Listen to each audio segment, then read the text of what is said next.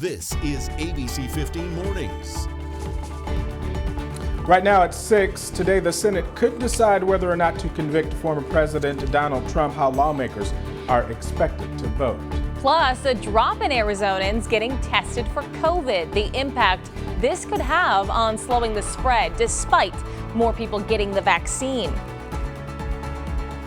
And the CDC giving the green light to schools to reopen, what this means for the state of education here in Arizona. I want to say good morning to you. It is 6 o'clock on your Saturday morning. I'm Megan Thompson. If you weren't joining us the last few minutes, Nohalani Graff is now a mother, so I'm going to be spending time with you, Mark Thompson. I'm happy to do so.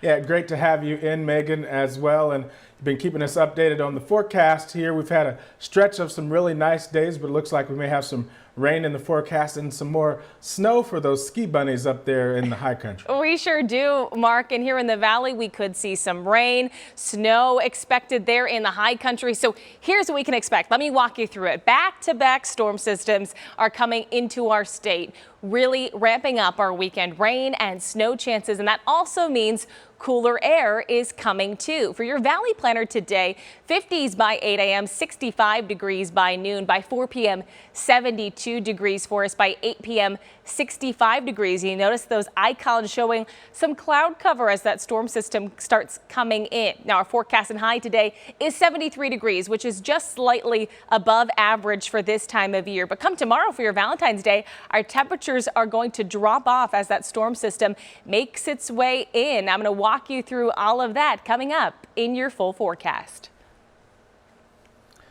All right. Thank you so much, Megan. Well, this morning, the Senate could vote on whether or not to convict former President Donald Trump, this in his second impeachment trial. Yesterday, the Trump team, his defense, took about 3 hours to present their case, followed by a brief question and answer session from senators. Trump is charged with incitement of insurrection over the last Capitol riot attacks last month. His lawyers arguing that the attack was neither Trump's fault or his responsibility. No thinking person could seriously believe that the president's January 6th speech on the ellipse was in any way an incitement to violence or insurrection. That trial now heading to a vote and most likely an acquittal. Former Olympic swimmer Cleet Keller has been indicted on additional charges over his role in the U.S. Capitol riot. Keller used to live right here in the Valley. The two-time gold medal winner now charged with 7 different crimes in connection with all of that chaos. We're tracking your daily COVID case numbers here in Arizona. Friday, just over 2,400 new cases were reported, bringing our state's total number of cases to over 793,500. We'll have today's updated COVID numbers coming up when they're released by the Department of Health Services right around 8 o'clock this morning. Now, since November, the number of people getting COVID tests has largely plateaued across the country. Recently, it's been declining in several states, including right here in Arizona. Dan Grossman looks at why it remains critically important to get tested for COVID, even if you've been vaccinated. Much of what we know about COVID, who it's hurting, how it's hurting them, and how we try to stop it comes from a simple visit to get a nose swab. So when we see testing decline, we always start to worry that we're beginning to miss infections and that people may be walking around with the virus and not knowing it. A quick look at Johns Hopkins' website will show that since November, our efforts to ramp up testing have slowed. It's that light orange bar, and in many states, they've gone down. That includes states that have seen some of COVID's worst outbreaks, like Arizona, Nevada, New York, and California. There's some evidence that the amount of infection that's occurring in the U.S. is falling. So, that's good news, and that does mean likely that there are some fewer number of people who need to be tested. Jennifer Nuzzo has a point. Like her, you might say, well, look at that blue line that shows the percentage of positive tests. It's declining even more rapidly than the number of tests. As a senior scholar at Johns Hopkins Center for Health Security, though, Nuzzo warns we cannot become complacent, because if we do, we will hurt our ability to analyze how the vaccine is curbing COVID's impact, especially with new emerging variants. Testing remains critical for us to do surveillance, to know how many people are getting sick, and then to be able to look at a subset of those people who test positive and see if they in fact were sick with the genetic variant or not. In the last month, daily tests have fallen from around 2 million per day to 1.5 million per day. Nuzzo says that could partly be from states that are transitioning staff from testing to vaccine rollout, which is good. She says we need it, but she also says we need to remain diligent despite tens of millions of people having already gotten the vaccine. We don't yet know if the vaccines will prevent people from becoming infected, and we don't know if they will prevent people from transmitting that infection to others. So it is still important for people to get tested because that'll help us better answer those questions. I'm Dan Grossman reporting. The CDC says you should get tested if you have COVID-19 symptoms, if you've had close contact with someone with a confirmed COVID case, or if you're taking part in activities considered high risk, like traveling or attending large social or mass gatherings. And the CDC just released new guidelines for schools that could soon get students back into the classroom. ABC15's Adam Waltz now on what this means for the state of education here in Arizona. Loud and clear, the CDC is pushing for in-person education. And in order to return safely, the CDC says these 5 mitigation strategies need to be mandatory, starting with universal and correct use of masks, physical distancing and grouping of students, washing our hands, regularly cleaning of schools and common surfaces, and diagnostic contact tracing. The CDC says masks and physical distancing are the most important too.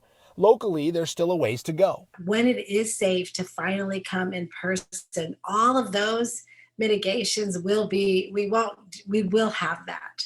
Cartwright School District's governing board deciding Thursday to remain virtual for the remainder of the year, citing a lack of vaccines and still high community spread. Even though we've been given opportunity to get vaccinated, it's still very difficult to get the vaccine.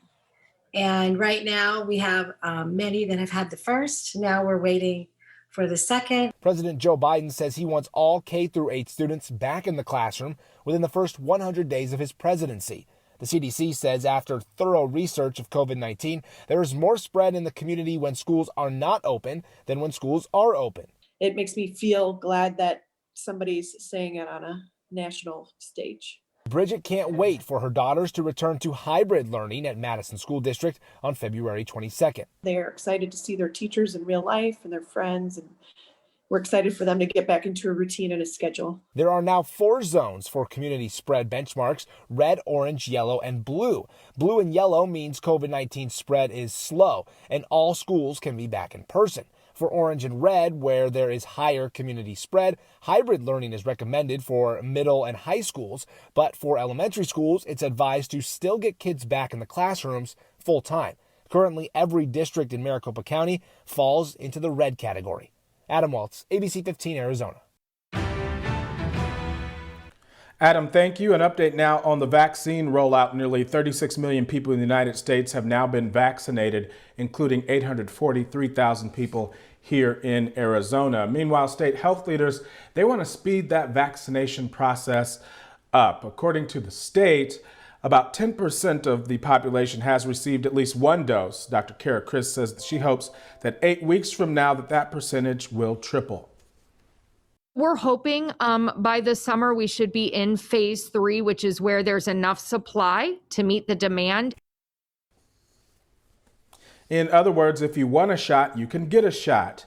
To get there, it depends wholly on supply, but the good news is the federal government just announced a deal securing another 200 million doses to be delivered by the summer. Another big step in the vaccine rollout coming up this week, 284 pharmacies now are getting involved. The state received limited doses or distributed limited doses to those pharmacies as part of the Federal Retail Partnership Program. Now, some Walgreens locations in Arizona, they are getting those doses, and some viewers have even said that they were able to sign up and get an appointment. However, when we checked, none of those appointments were still available. As for CVS, they have not received an active vaccine yet, and the company spokesperson didn't have a timeline on when they should be getting their doses. Or our best advice right now is just to keep checking their website, and of course we'll keep you updated on the vaccine rollout process here at ABC15 and ABC15.com. And Mark, let's turn to that most accurate forecast that we are also keeping a close eye on this weekend especially. Here's your hiking forecast. If you do want to get out and about today, 49 degrees this morning around sunrise, 7:14 exactly this morning, 65 degrees by midday. And you notice a lot more cloud cover there and breezes picking up. So please keep that in mind if you are going to be hitting the trails. 71 degrees this evening, sunset around 6:11 tonight. And around Arizona, we are seeing some snow and rain showers expected later on this evening. So coming up in just a little bit, I'm going to break down Futurecast for the timing and just how much rain and snow we're expecting statewide. All right, Megan, thank you. 6:10 now on your Saturday morning. A spike in drug overdoses during COVID lockdown, how the pandemic is complicating the addiction treatment effort. Plus, celebrating Black History Month through art, a new mural project sharing the story of lesser-known heroes. Thanks for watching ABC15 Arizona, streaming 24/7 on Roku and these streaming devices.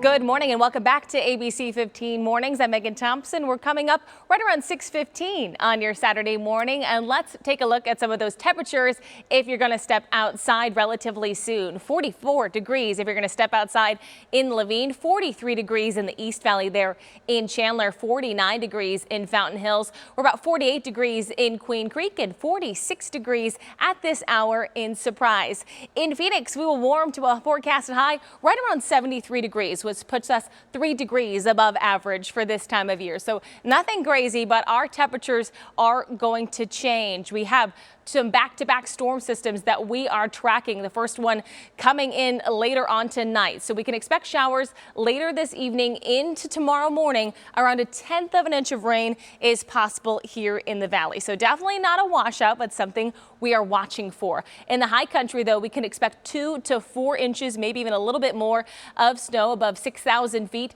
Icy roads and your travel will be impacted. So if you want to go see the snow, you need to travel today to stay safe. And your winds very gusty, 30 miles per hour in the valley, 45 miles per hour in northern Arizona. And here's a look at Futurecast to show those cloud cover in our state later on today. And then Futurecast shows right around 4 o'clock this afternoon, our state lighting up with that snow and that rain in our state. And then that system breaks up just a little bit into tomorrow. And then we have that second system that we have been talking about coming our way right around Tuesday morning. We start to see that snow come into our state, potentially even clipping the valley with some scattered showers before it eventually makes its way out on Wednesday. We do have some winter weather alerts to those areas in the purple. Things to keep in mind there. That kicks in right around 3 p.m. today and lasts until tomorrow morning. And here's exactly what you can expect. 2 to 4 in Williams, 2 to 4 inches in Heber, and 3 to 5 inches there in Show Low. For your forecasted highs today statewide, 52 in Sedona, 74 in Lake Havasu City, 50 in Show Low, 69 degrees in Safford, and 74 degrees in Tucson. Here's that 7-day forecast here in the valley. You can see our temperatures drop off for your Valentine's Day to 68 degrees with those rain chances sticking around and breezy conditions. Then to start your work week, we stay in the 60s, getting back into the 70s on Tuesday with that second round of storms coming our way. The sunshine returns on Wednesday. All right, Megan, thank you. Now to a new story. Now, according to the CDC, drug overdoses really accelerated during the first months of the COVID-19 pandemic, and then self-isolation has made treatment efforts really worse. Here's Newsy's Amber Strong with the very latest on this story. The isolation has been a killer. I mean, literally, it's been a killer. Isolation is a friend of addiction. Whenever the pandemic happened, I was pretty much shut off. I had purchased some pills that were pressed with fentanyl. I overdosed, nearly died. By the grace of God, I'm still here. Ted McCord found help at Isaiah House in Kentucky last summer, a facility still offering some in-person treatment. I thank God for the ability to do things virtually. But whenever you're in active addiction, there's really nothing better than that face-to-face. For many Americans fighting substance use disorders, these shutdowns meant shutting out the people who could help. We have a lot of people that have gone back into active use. Melissa Tapman runs a recovery group in Brown County, Indiana. She closed the doors for a few weeks at the start of the pandemic. There's just something about routine. And once we kind of get out of it, it's hard to get back into those routines. Documentary filmmaker Michael Hussein has been tracking the nation's drug epidemic from the vantage point of Brown County. You walk through Brown County, it's like a Hallmark movie. Behind closed doors, Hussein says there was a growing drug problem, something the town had been actively trying to address, but COVID-19 made that difficult. The sheriff was concerned that this isolation was causing this. He also said it simply could be that we've got what he called a bad batch of narcotics going around this community. A few months later, we came back and he said it was actually both. It's not just a Brown County problem or even a rural versus urban thing. According to a December CDC report, the country started losing its progress on the overdose battle before the lockdowns, but the numbers accelerated from March to May of 2020. These are part and parcel of what happens when we have a pandemic. That requires the kinds of restrictions that were put in place. Now the Biden administration looks to tackle the issue through its rescue plan, asking Congress for $4 billion to go towards mental health and substance abuse services. However, his team faced criticism after squashing a Trump administration plan to make it easier for most doctors to treat addicts with drugs, including using controlled substances. We asked the Department of Health and Human Services if and when they would proceed with that rule. They received our request but didn't respond to the question. Even though Trump's plan was lauded by many healthcare groups, in an email to Newsy, former Trump administration Health and Human Services Assistant Secretary Eleanor McCants-Katz says President Biden made the right call, saying allowing doctors to bypass required addiction and psychology training necessary to administer controlled substances would deliver, quote, second-class care to a large number of Americans, often poor minority. This is all just part of the delicate balance ahead for this administration as they work to keep Americans safe from dueling health crises. Amber Strong, Newsy, Northern Virginia. All right, helping seniors stay connected, tips for teaching your parents or grandparents how to use Zoom and other forms of social media. Plus, an update on the fight for Oak Flat, the new victory for the company trying to turn that sacred land into a mine. The pandemic has definitely shown us the importance of technology to stay connected, whether it's with friends and family or through work. But also that means that more people are having to learn new ways to use technology. So Ming Yang is joining us. She's a senior learning expert and is going to talk us through how to show your aging parents and your grandparents a little bit of grace as we try to bring them up to speed with technology. Good morning, Ming. Thanks for joining us. Good morning. So your first tip, you have a handful of them. The first thing that you say is let them explore, and it's okay to let them make some mistakes. Yes, and I would say even tell them explicitly to go make some mistakes. And I think that comes from the fact that a lot of older Americans think that technology is supposed to be used perfectly, that you're supposed to press the right button all the time. But we know that that's not true, that we make mistakes all the time. And it's okay that we make mistakes. And that's how we learn what works and what doesn't. So explicitly telling them that will help them understand kind of how technology is supposed to be used.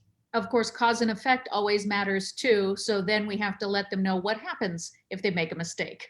Absolutely. It'll diffuse their fear too of pressing the wrong button, that they think that if they press the wrong button, everything will blow up. But in reality, they may just need to start over again. And it's a learning process. So tell them what would happen if they make mistakes. And then I guess a big part of this, certainly in my experience, has been broadening their understanding of what they're even able to do with technology. Yeah, absolutely. And the kind of the generic description of you'll be able to see us, call us, and see our faces doesn't exactly work as well as if we give more details, such as you open up your phone, you press a button, and you'll be able to see all of our faces. And that is it. And you can talk for as long as you want. We can even show you our garden, the kids, and everywhere around the house. So one thing that I know for me and my friends that I've talked to, it's really hard to not get frustrated yourself, but even more so, say when I'm teaching my mom how to use Zoom, that she not get frustrated, because she does sometimes. Yeah, and it's completely understandable because it's difficult to learn in the first place. And so when they get stuck, they just give up. And that is actually one of the biggest blocker for them to continue learning technology on their own. So a really key important thing is for someone like us to explicitly tell them that when you get stuck, don't give up, just keep on going. And sometimes all it really takes is to hear that from someone that they really love. And I guess that Zen feeling goes both ways. It's for us as well, right? Yes, yes, absolutely. And when in doubt, pretend that you're helping your boss's mom, because when that emotional connection is not there, you are not emotionally invested in the success of what they're doing. And especially when we know that we have to be on good behavior, we tend to be a lot more Zen and patient. And that means that we can provide a really good experience for our older loved ones. Of course, this does kind of set up that relationship then where your family member thinks that you're some kind of technology guru just because you've opened up their whole worldview, but maybe you don't know how to do everything, or you just don't have time to take every phone call every time they sit down and say, hey, make this work for me. So you're saying outsource the IT. Yes, and some people, even if they're able to, the frustrations and the emotional tug is just too much, and it's not worth it to jeopardize a relationship over computers and phones. So in these cases, yes, absolutely outsource it. Find them a personal tech coach that is dedicated to help them, that it takes that off your hand, and now you can avoid technology frustrations when you can really spend some quality time together. And I know that's part of what your organization is, Orchid Info. So how do we find you and get that help? You can find us at orchardinfo.com, and we provide a personal technology coaching for your older loved ones. Ming, this is such a relatable topic for so many people. So your help and your advice to walk us all through it is greatly appreciated this morning. Thank you. Thank you. All right, great advice there. Coming up, cases dismissed against a group of protesters more than a week after ABC15 released its politically charged investigation. More on that coming up. And new charges at the border, changes that is, when 25,000 asylum seekers will get their day in court. We'll take a look at that as well.